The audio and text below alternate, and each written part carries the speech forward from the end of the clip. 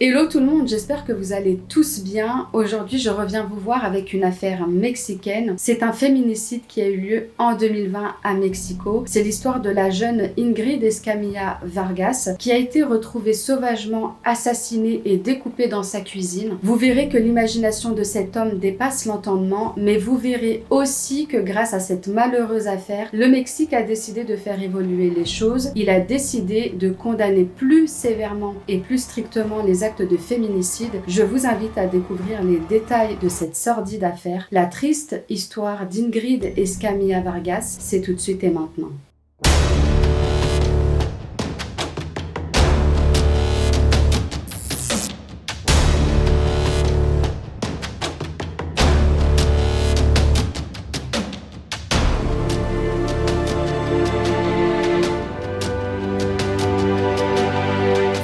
Ingrid Escamilla Vargas est âgée de 25 ans au moment des faits. Elle a une maîtrise en administration des affaires touristiques et à ses heures perdues, on sait qu'elle est maquilleuse et qu'elle fait aussi de la pose d'ongles. On sait qu'Ingrid aime beaucoup les animaux de compagnie, elle aime aussi la nature, elle aime les aventures, elle aime aussi les randonnées, elle en fait pas mal. Elle a grandi dans le quartier El Naranja à Nexaca, Canadidas avec ses 4 sœurs, dont une sœur jumelle. Et on sait qu'elle est assez proche de sa mère qui s'appelle Antelma Vargas et de l'une de ses sœurs qui s'appelle Cindy. Elle était aussi assez proche de son père qui malheureusement est décédé 2 ans avant les faits.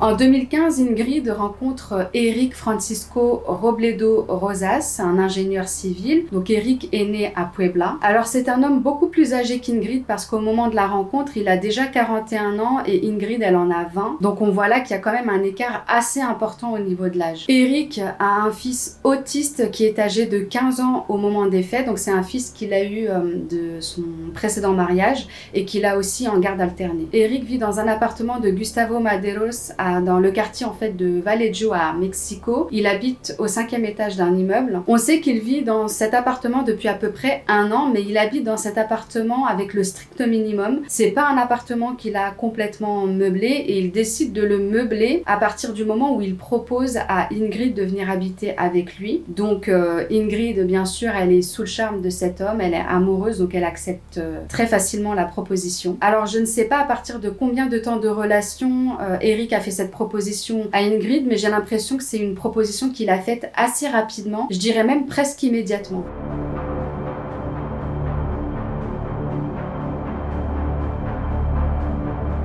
Les voisins et les proches décrivent la relation d'Ingrid et Eric comme très étrange. C'était une relation vraiment toxique. Ils diront qu'ils entendaient des cris et des bagarres tous les jours chez le couple. En tout cas, presque tous les jours chez le couple. Ça devenait limite courant en fait. C'était devenu une situation presque normale pour les voisins du quartier. Même les commerçants du quartier diront qu'ils ont très peu vu Ingrid. En fait, elle sortait presque jamais de chez elle. Et ils diront aussi que la relation entre les deux, elle était tout sauf normale. Ingrid, elle paraissait vraiment comme quelqu'un d'isolé, de séquestré. Elle avait limite le droit de rien faire. Les habitants du quartier ont aussi déclaré qu'à peu près 1 mois avant les faits, Ingrid avait tenté de se jeter du haut du toit suite à une dispute avec Eric et heureusement, les habitants du quartier étaient tous là pour l'en dissuader, donc ils l'ont empêché de se suicider. Des personnes ont aussi rapporté que le gardien d'immeuble avait reçu l'ordre de la part d'Eric de ne laisser entrer personne, voire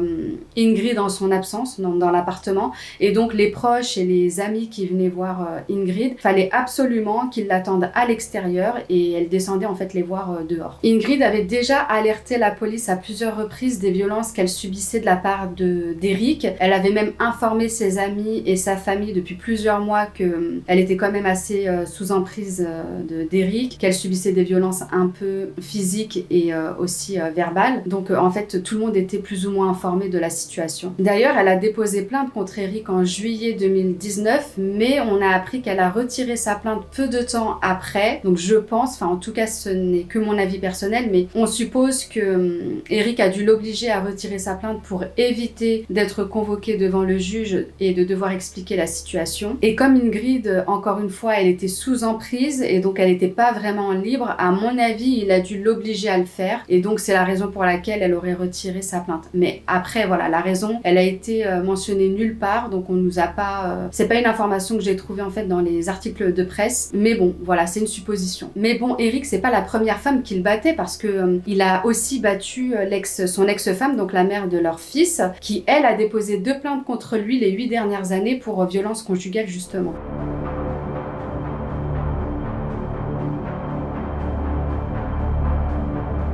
Le 9 février 2020, des voisins entendent des cris et des coups dans l'appartement du couple. Mais bon, comme je vous le disais auparavant, ça arrivait très fréquemment que ce couple se dispute. Donc les voisins ne se sont pas plus posé de questions que ça. Ils se sont dit, c'est encore une dispute conjugale, ça va s'arranger. Et donc chacun a vaqué à ses occupations. Personne n'a appelé la police à ce moment-là. Mais quelques heures plus tard, quelques voisins ont aperçu Eric à l'extérieur de l'immeuble. Donc il était dehors. Ils l'ont vu couvert de sang de la tête aux pieds, ils l'ont vu jeter un sac, donc ils ont attendu un petit peu le temps qu'il parte, et quand ils se sont approchés du sac, ils ont dit qu'ils ont aperçu de la peau et beaucoup de sang. Ils ont vite compris en fait qu'Eric a tué Ingrid et que la dispute s'est transformée en réalité en drame, donc là ils ont appelé immédiatement la police. Alors d'après les informations que j'ai lues, Eric n'a pas cherché à cacher son crime en fait. Dès qu'il a tué et démembré Ingrid, il a tout de suite appelé son ex-femme, donc la mère de leur fils, pour lui dire qu'il fallait qu'elle vienne tout de suite récupérer leur fils parce qu'il vient de tuer Ingrid. Donc l'ex-femme qui apprend cette nouvelle, elle est totalement choquée et elle a le bon réflexe parce que tout de suite elle appelle la police, et je crois même que la police a été appelée par elle d'abord avant les voisins, et donc une fois qu'elle a alerté la police, elle court récupérer son fils. Les enquêteurs arrivent immédiatement sur les lieux et ce qu'ils découvrent est juste effroyable.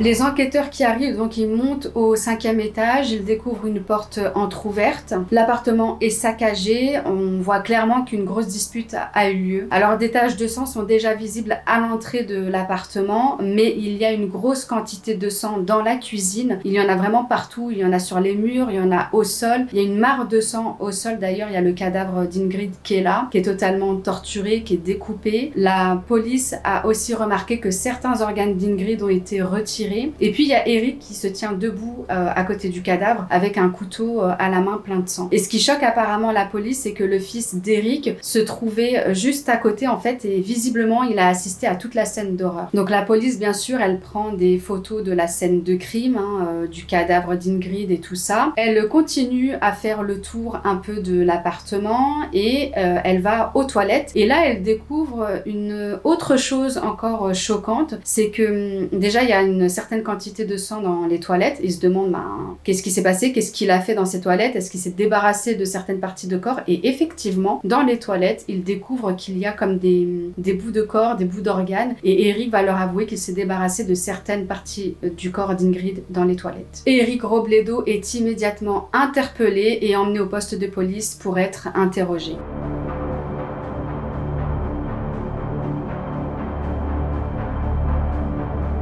Donc Eric, qui est arrêté par la police, il avoue très rapidement les faits, parce qu'en fait il le fait même dans la voiture de police. Il attend même pas d'arriver au poste de police, il commence un peu à raconter ce qui s'est passé, et là il est filmé donc par les enquêteurs. Et donc il raconte que le 9 février, lui et Ingrid se sont disputés à cause de sa consommation excessive d'alcool. Il avouera aussi qu'il a consommé des drogues. Et donc à un moment donné ils se sont battus tous les deux, et qu'à partir de là Ingrid serait allée dans la cuisine prendre un couteau de cuisine, qu'elle l'aurait menacé de le tuer. Il raconte qu'à ce moment-là il a dit à Ingrid de le tuer, de le faire, donc de le poignarder. Ce qu'Ingrid aurait fait d'après lui, elle lui aurait mis un coup de couteau, et donc il dit que le coup de couteau n'était pas assez fort, donc il lui demande de poignarder encore plus fort, ce qu'elle fait à 2 reprises. Et là il raconte qu'il a pété un câble, il lui a arraché le couteau des mains, il a poignardé Ingrid une première fois au niveau du cou, et qu'il a commencé en fait à s'acharner sur elle. Il a commencé à la poignarder à plusieurs reprises, et là il l'a démembrée, donc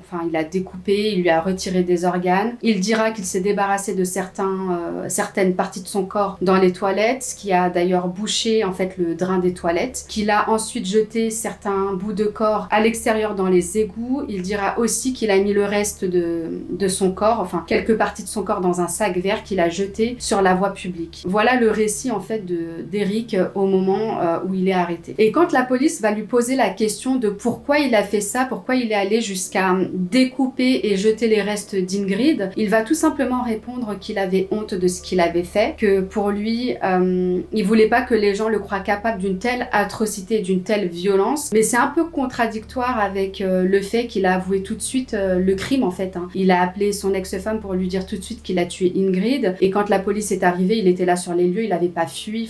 Donc c'est un peu paradoxal quoi. Bon, les enquêteurs vont quand même lancer une enquête même s'ils ont les aveux d'Eric, et ils vont déclarer que dans les égouts, ils n'ont absolument rien trouvé. Et donc le 12 février 2020, Eric Robledo Rosas est mis en détention provisoire le temps de l'enquête. Tous les habitants ont été horrifiés de cette histoire. Ils ont déclaré que certes, le quartier Vallejo n'est pas des plus tranquilles, mais que c'est la première fois qu'ils sont confrontés à une telle violence et brutalité. Le 10 février, la dépouille d'Ingrid est remise à sa famille, et le 11 février 2020, Ingrid Escamilla Vargas a été enterrée dans sa ville natale à Nuevo Necaxa dans le panthéon municipal Juan Galindo en compagnie de tous ses proches. Mais avant l'enterrement, une messe a aussi été célébrée au Sagrado Corazón Paroisse. Ingrid était tellement appréciée de tout le monde et cette affaire a tellement ému les gens que ses funérailles ont réuni 300 personnes. Et sur la place principale, des élèves du lycée qu'Ingrid avait fréquenté ont rendu un hommage à la jeune femme. Ils ont en effet installé un autel avec une photo d'Ingrid, des bougies et des fleurs. Le 14 février 2020, cette histoire prend une grande ampleur au Mexique. C'est le féminicide de trop et les collectifs féministes ont appelé à plusieurs marches et manifestations ce jour-là. Et d'ailleurs, le matin du 14 février, donc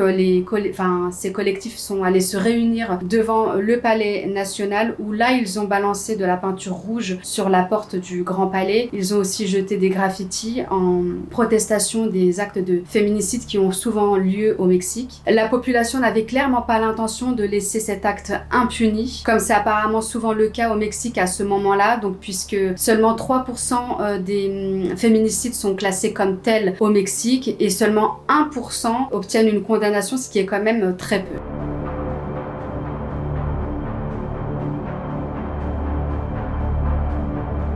L'affaire d'Ingrid n'a été jugée que 2 ans après les faits. Ça a été un procès très très long puisque pas moins de 26 audiences ont eu lieu. Et d'ailleurs, une audience devait avoir lieu le 5 septembre 2022, mais suite à des incidents techniques, elle a tout simplement été reportée. Et c'est le 13 octobre 2022 que l'audience a finalement eu lieu et Eric Robledo Rosas a été jugé par un juge de la prison pour hommes d'Oriente pour le meurtre de sa petite amie Ingrid. Il a été condamné à 70 ans pour cet acte. Apparemment, c'est la peine maximale à Mexico pour un meurtre. Eric a aussi été condamné à une grosse somme d'argent pour les dommages et intérêts pour la famille d'Ingrid et pour couvrir aussi les frais funéraires, mais bon, j'ai pas trouvé à hauteur de combien il a été condamné, ça n'a pas été dévoilé dans la presse. L'accusé a aussi reçu une obligation de soins psychiatriques suite à la violence dont il a fait preuve lors du meurtre. D'ailleurs, il avait aussi été transféré le 10 février 2020 dans un centre de réadaptation psychosociale pour qu'il soit suivi sur le plan psychologique. Et donc ce centre-là est situé à Xochimilco dans le sud du pays parce qu'il avait justement menacé de se suicider. La mère d'Ingrid, qui s'appelle Antelma Vargas, a déclaré qu'elle était satisfaite de la décision qui a été rendue à l'encontre d'Eric. Elle a expliqué que c'est une preuve que le Mexique évolue, que maintenant il est tout à fait possible d'obtenir justice pour les crimes contre les femmes, et même si ça ne lui ramènera pas sa fille, elle estime que justice a été rendue. En effet, le Mexique a voulu donner une peine exemplaire pour montrer que les lois évoluent et qu'elles changent et qu'elles deviennent de plus en plus strictes à l'encontre des actes de féminicide. Et d'ailleurs, c'est la première fois qu'un féminicide est sanctionné par la peine maximale à Mexico.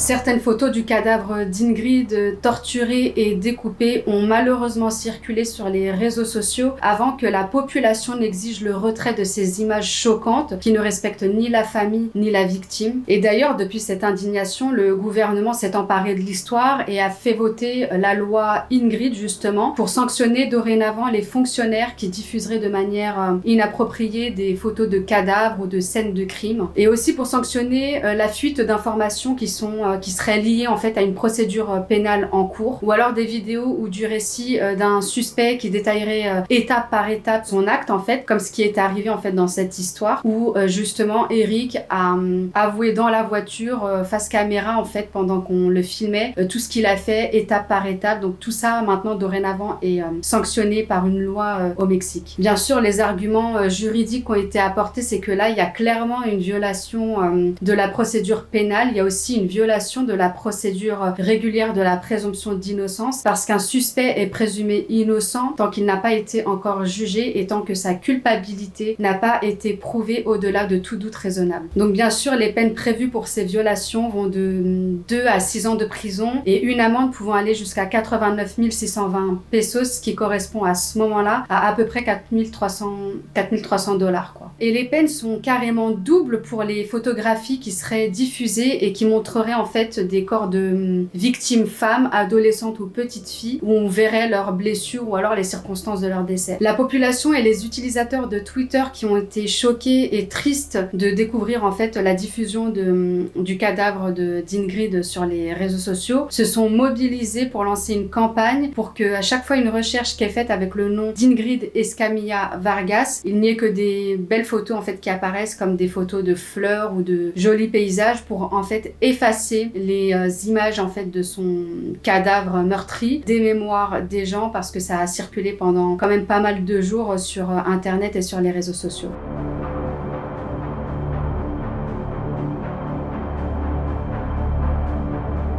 Le Mexique est le pays qui compte le plus de féminicides en Amérique latine. Il y a en moyenne 10 femmes par jour qui sont tuées là-bas au Mexique. En 2019, les féminicides avaient augmenté de 10%, ce qui est quand même énorme. D'après les chiffres recensés, 3142 femmes ont été tuées de janvier à novembre 2019 au Mexique. Sachant que peu de meurtres sont classés en féminicide là-bas, il y a beaucoup de féminicides qui ont été simplement classés en meurtre ou homicide, donc je pense que les chiffres sont beaucoup plus élevé. Mais la bonne nouvelle, c'est que le gouvernement a déclaré prendre le sujet vraiment très au sérieux, travailler beaucoup pour qu'à l'avenir, il n'y ait plus aucun féminicide au Mexique.